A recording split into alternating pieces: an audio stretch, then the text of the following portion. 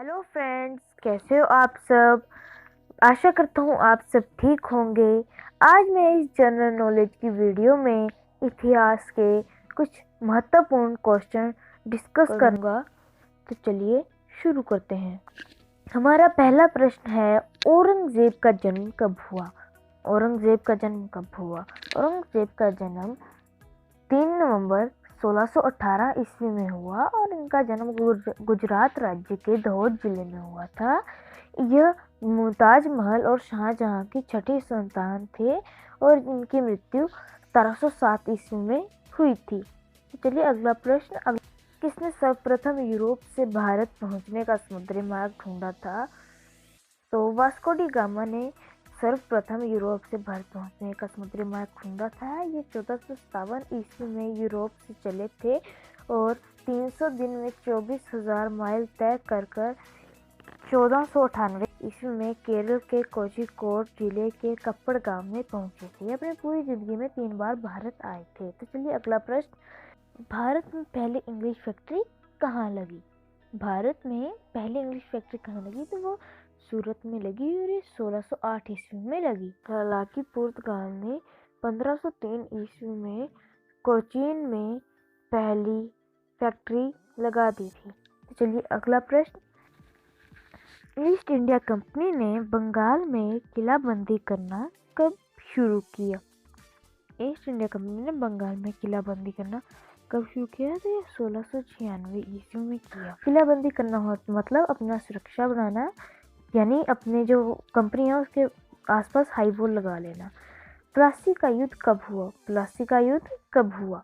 प्लासी का युद्ध 1757 ईस्वी में हुआ था और ये जो प्लासी का युद्ध है ये सिराजुद्दौला और ईस्ट इंडिया कंपनी के बीच में हुआ था, जिसमें सिराजुद्दौला हार गया था और ईस्ट इंडिया कंपनी जीत गई थी। हमारा अगला प्रश्न। टीपू सुल्तान को कौन सी पदवी मिली थी? टीपू सुल्तान को कौन सी पदवी मिली थी? टीपू सुल्तान को शेर-ए-मैसूर की पदवी मिली थी क्योंकि ये मैसूर का सबसे प्रभावशाली राजा माना जाता था। इनका पूरा नाम सुल्तान फतेह अली खान साहब था।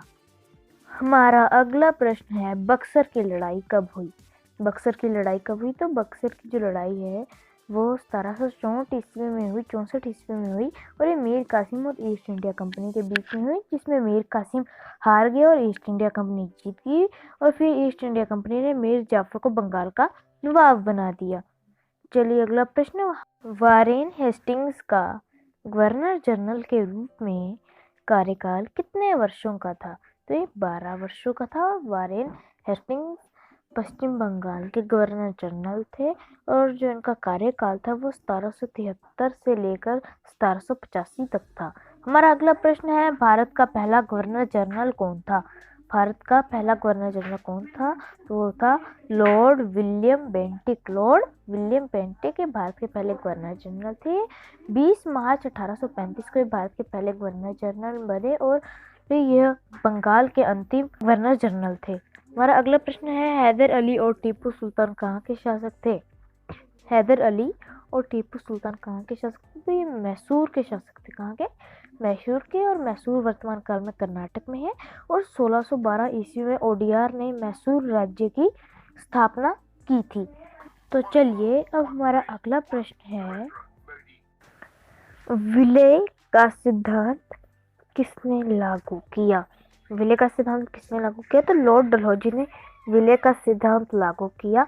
लॉर्ड डलहौजी का पूरा नाम जेम्स एंड्रयू ब्राउन रामसे था और ये 1848 से लेकर 1856 तक भारत के गवर्नर जनरल भी रहे हैं। मुगल साम्राज्य का संस्थापक कौन था? मुगल साम्राज्य का संस्थापक कौन था? तो ये बाबर था और उसने 1526 ईस्वी में मुगल साम्राज्य की स्थापना की थी और बाबर की मृत्यु 1530 ईस्वी में हुई थी। जो मुगल साम्राज्य है वो 19वीं शताब्दी के मध्य तक रहा था और इसका जो सबसे प्रभावशाली बादशाह माना जाता है वो अकबर है। अगर आपका कोई सुझाव है तो आप कमेंट बॉक्स में ज़रूर डालें। कृपया सब्सक्राइब करें ताकि मेरे इस प्रयास को ताकत मिले। धन्यवाद।